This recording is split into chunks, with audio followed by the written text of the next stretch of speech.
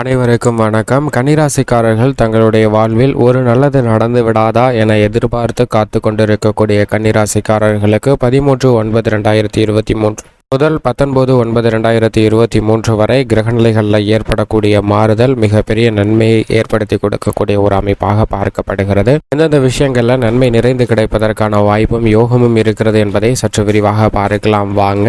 இந்த தருணத்தில் கன்னிராசிக்காரர்களை பொறுத்த வரைக்கும் தங்களுடைய வாழ்வில் ஒரு நல்லதாவது நடந்து விடாதா என ஏங்கி கொண்டிருக்கக்கூடிய கன்னிராசிக்காரர்களுக்கு நிச்சயமாக நல்ல செய்தி கிடைக்கக்கூடிய வாய்ப்பை அஷ்டமஸ்தானத்தில் வீற்றிருக்கக்கூடிய குரு பகவான் வக்ரகதியில் திரும்புவதால் மிக சிறந்த மாறுதலும் முன்னேற்றமும் நிச்சயமாக கிடைக்கக்கூடிய ஒரு தருணமாக பார்க்கப்படுகிறது. குரு வக்ரகதியில் திரும்புவது கன்னிராசிக்காரர்களுக்கு அளவற்ற நன்மை கொடுக்கக்கூடிய ஒரு அமைப்பாக பார்க்கப்படுகிறது. அது மட்டுமல்லாது இந்த தருணத்தில் எண்ணிய காரியங்கள் அனைத்தையும் மிக சிறப்பாகவும் நேர்த்தியாகவும் செய்து முடிக்கக்கூடிய வாய்ப்பையும் யோகத்தையும் கன்னிராசிக்காரர்களுக்கு கொடுக்கிறாருங்க. குருவின் வக்ரகதி பல்வேறு வகையான சிரமங்களை விலக்கி நல்ல முன்னேற்றமும் வெற்றி வாய்ப்பும் நிறைந்து கொடுக்கக்கூடிய ஒரு அமைப்பாக பார்க்கப்படுகிறது. வேறு விதமான தடைபட்ட காரியங்கள் அனைத்தும் மிக சிறப்பாக நடைபெறுவதற்கான வாய்ப்பும் யோகமும் கிடைக்கிறது. தைரியமாக அனைத்து விதமான பணிகளையும் முன்னெடுப்பதற்கான வாய்ப்பை அஷ்டமஸ்தானத்தில் வக்ரகதியில் திரும்பக்கூடிய குரு பகவான் உறுதிப்படுத்துகிறாருங்க. நவ கிரகங்களிலே தோஷமற்றவரும் அதீத நன்மையை அள்ளித்தரக்கூடிய தன்னிகரற்ற கிரகமாக இருக்கக்கூடிய குரு பகவான் வக்ரம் பெறுவது உங்களுடைய வாழ்வில் ஒரு நல்லதாவது நடந்து விடாதா என எண்ணி ஏங்கி கொண்டிருக்கக்கூடிய கன்னிராசிக்காரர்களுக்கு நிச்சயம் நல்ல செய்தி கிடைக்கக்கூடிய வகையில் வக்ரம் பெற்ற இந்த முதல் வாரத்திலேயே குரு பகவானின் அமைப்பு காரணமாக நல்ல செய்தி கிடைப்பதற்கான வாய்ப்பும் யோகமும் நிச்சயமாக கிடைக்க இருக்கிறது. குரு பகவானின் சுப பார்வை 2, 4, 12 ஆகிய இடங்கள்ல கிடைக்கிறதுங்க. குடும்பஸ்தானம், சுகஸ்தானம் மற்றும் விரயஸ்தானத்தில் அதீதமாக கிடைக்கக்கூடிய இந்த தருணத்தில் பல்வேறு விதமான பாதிப்புகள் விலகி நல்ல முன்னேற்றமும் வெற்றி வாய்ப்பும் நிறைந்து கிடைப்பதற்கான வாய்ப்பும் யோகமும் மிக அபரிவிதமாக கிடைக்கிறது என்பதை தெளிவாகவும் துல்லியமாகவும் உறுதிப்படுத்துகிறாருங்க. இது கன்னிராசிக்காரர்களுக்கு ஒரு மிக சிறந்த வரப்பிரசாதமாக பார்க்கப்படுகிறது. தைரியத்துடன் அனைத்து விதமான பணிகளையும் மேற்கொண்டு நன்மை நிறைந்து பெறுவதற்கான வாய்ப்பையும் யோகத்தையும் அபரிவிதமாக கொடுக்கிறாருங்க. இந்த தருணத்தில் பகை உணர்ச்சியில் இருந்தவர்கள் கூட இணக்கமாக மாறுவதற்கான வாய்ப்பு நிச்சயமாக கிடைக்கிறது. குரு பகவானின் பார்வை குடும்பஸ்தானத்திலும் சுகஸ்தானத்திலும் விழுவதால் இந்த தருணத்தில் சுகஸ்தானத்தில் விழுவதன் மூலமாக பிரச்சனைகள் எதுவாக இருந்தாலும் அவற்றிற்கு நல்லபடியாக தீர்வு காணப்படுவதற்கான வாய்ப்பும் யோகமும் உண்டு என்பதை தெளிவாக எடுத்து காட்டுகிறார். பல்வேறு விதமான மங்களகரமான நிகழ்வுகள் இனிமையாக நடைபெறுவதற்கான வாய்ப்பையும் யோகத்தையும் கொடுக்க போகிறாருங்க. தடைபட்ட காரியங்களை மிக சிறப்பாக செய்து முடிப்பதற்கான வாய்ப்பையும் யோகத்தையும் கொடுக்கிறார். இந்த தருணத்தில் நீங்கள் நினைக்கக்கூடிய பல்வேறு விதமான சுப நிகழ்வுகள் நடத்தலாம். திருமணம் உள்ளிட்ட இனிமையான நிகழ்வுகள் நடைபெறுவதற்கான வாய்ப்பும் யோகமும் அபரிவிதமாக கிடைக்கிறது. அது மட்டுமல்லாது குருவுடன் இணைந்து சஞ்சரிக்கக்கூடிய ராகுவால் ஏற்படக்கூடிய அஷ்டம பாதிப்புகளும் நிச்சயமாக விலகுகிறது. ராகு மிக விரைவில் 7ஆம் இடமாகிய சப்தமஸ்தானத்தில் நுழைய போகிறார். எனவே அஷ்டம பாதிப்புகள் முற்றிலும் விலகி இருக்கக்கூடிய ஒரு தருணமாக பார்க்கப்படுகிறது. பல்வேறு விதமான சிரமங்கள் விலகி நல்ல முன்னேற்றம் நிறைந்து கன்னிராசிக்காரர்களுக்கு கிடைப்பதற்கான வாய்ப்பையும் யோகத்தையும் அஷ்டம ராகு உறுதிப்படுத்துகிறாருங்க. ராகுவின் அமைப்பு நல்ல வரவேற்கத்தக்க ஒரு அமைப்பாக பார்க்கப்படுகிறது. சின்ன சின்ன தடைகளை சந்தித்தாலும் பெரிய அளவிற்கு சிரமம் இல்லை என்பதை தெளிவாக துல்லியமாக உறுதிப்படுத்துகிறார். மேலும் இந்த தருணத்தில் மோட்சக்காரராக இருக்கக்கூடிய கேது 2ஆம் இடத்தில் வீற்றிருக்கிறாருங்க. தனஸ்தானத்தில் கேது வீற்றிருப்பது பல்வேறு வகையான சிரமங்களை குறைத்து நன்மையும் முன்னேற்றமும் கொடுக்கக்கூடிய ஒரு அமைப்பாக பார்க்கப்படுகிறது.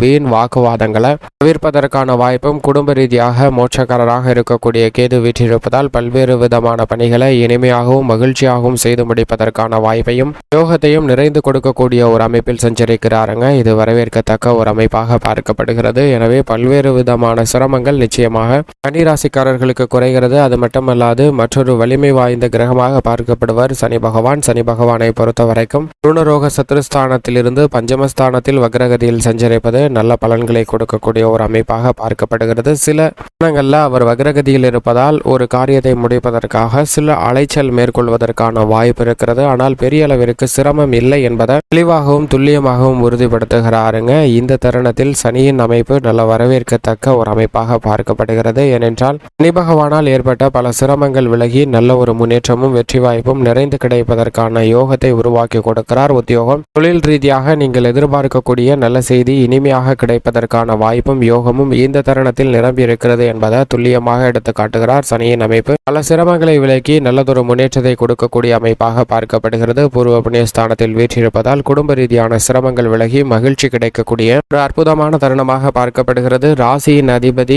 சூரியனுடன் இணைந்து விரயஸ்தானத்தில் வீற்றிருக்கிறாருங்க. ராசியின் அதிபதி விரயஸ்தானத்தில் அவரது அதிநட்பு வீடான சிம்ம ராசியில் இருப்பதால் சில விரய செலவுகள் அதிகரித்தாலும் அவற்றை சுப செலவுகளாகவோ அல்லது முதலீடுகளாகவோ மாற்றுவதற்கான வாய்ப்பை உருவாக்கி கொடுக்கிறார். வீண் விரய செலவுகள் சார்ந்த விஷயத்துல கட்டுப்படுத்தக்கூடிய வகையில் நல்லது ஒரு தெளிந்த அறிவாற்றலை கொடுக்கிறாருங்க. எதை செய்தாலும் முன்கூட்டியே யோசித்து செய்வதால் சில தேவையற்ற விரய செலவுகள் கட்டுக்குள் வந்து நீங்கள் எதிர்பார்க்கக்கூடிய நல்ல முயற்சி முன்னேற்றமும் கிடைப்பதற்கான வாய்ப்பு உருவாகிறது. ஆனால் இந்த தருணத்தில் விரையாதிபதியாக இருக்கக்கூடிய சூரியன் வாரத்தின் பிற்பகுதியில் 17ஆம் தேதிக்கு பிறகு ஜென்மராசியில் அமர்கிறாருங்க. சூரியன் ஜென்மராசியில் அமர்வது அவ்வளவு சிறப்பான நன்மை தரக்கூடிய அமைப்பாக பார்க்க முடியாது. ஆனால் விரையாதிபதியாக இருக்கக்கூடிய சூரியன் ஜென்மராசிக்கு வருவது சில நன்மை கொடுக்கக்கூடிய ஒரு அமைப்பாக பார்க்கப்படுகிறது. ஏற்கனவே செவ்வாய் ஜென்மராசியில் சஞ்சரித்துக் கொண்டிருக்கிறாருங்க. அவருடன் இணைந்து சூரியன் சஞ்சரிக்க போகிறார். 2 வலிமை வாய்ந்த கிரக நிலைகள், அதாவது சூரியனும் செவ்வாயும் ஜென்மராசியில் சஞ்சரிக்கும் போது எந்த பணியை திட்டமிட்டாலும் ஒரு முறைக்கு இருமுறை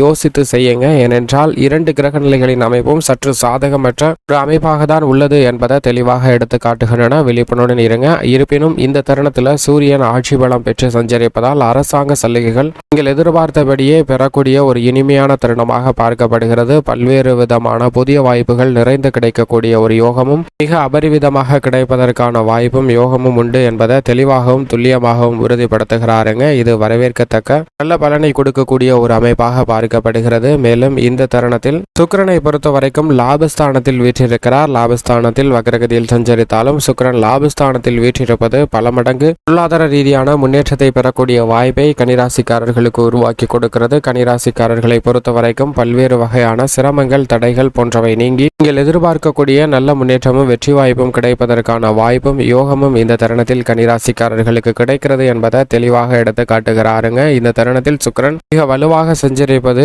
நீண்ட நாட்களாக ஒரு நல்லதாவது நடந்து விடாதா என எதிர்பார்த்து காத்து கொண்டிருக்கக்கூடிய கன்னிராசிக்காரர்களுக்கு லாபஸ்தானத்தில் சஞ்சரிக்கக்கூடிய சுக்கிரனின் அமைப்பு காரணமாக எதிர்பாராத நல்ல செய்தி திடீரென கிடைப்பதற்கான வாய்ப்பு பல்வேறு விஷயங்கள்ல நிரம்பி இருக்கிறது என்பதை தெளிவாக உறுதிப்படுத்துகிறாருங்க. எனவே சுக்கிரனின் அமைப்பு காரணமாக நீங்கள் எதிர்பார்க்கக்கூடிய நல்ல செய்தி இனிமையாக கிடைக்கும். அது மட்டுமல்லாது கலைத்துறை, அரசியல் துறை மற்றும் பொருளாதார ரீதியாக முன்னேற்றம் பெறக்கூடிய வகையில் அவை நல்லதொரு பலனை கொடுக்கக்கூடிய வகையில் அமைய போகிறது. சந்திரனை பொறுத்த வரைக்கும் சந்திராஷ்டமம் போன்ற நிகழ்வுகள் இந்த தருணத்தில் இல்லை. சந்திரனும் மிக சிறப்பாக சஞ்சரிப்பது கன்னிராசிக்காரர்களுக்கு நல்ல பலனை கொடுக்கக்கூடிய ஒரு அமைப்பாக பார்க்கப்படுகிறது. எதிர்பார்த்ததை விட மிக சிறப்பாக இந்த வாரத்தை இனிமையாக மாற்றிக்கொள்வதற்கான வாய்ப்பை நிச்சயமாக பல கிரக நிலைகள் உறுதிப்படுத்துகின்றன. அதிலும் குறிப்பாக நவ கிரகங்களில் வலிமை வாய்ந்த குரு வக்ரகதியில் திரும்புவது மிகப்பெரிய அளவில் வரவேற்கத்தக்க ஒன்றாக பார்க்கப்படுகிறது. சுக்கிரனும் லாபஸ்தானத்தில் வீற்றிருப்பது பல்வேறு விதமான சிரமங்களை குறைத்து நல்ல முன்னேற்றமும் வெற்றி வாய்ப்பும் நிறைந்து கொடுக்கக்கூடிய ஒரு அமைப்பாக பார்க்கப்படுதுங்க. மேலும் இந்த தருணத்தை சாதகமாக மாற்றிக்கொள்ள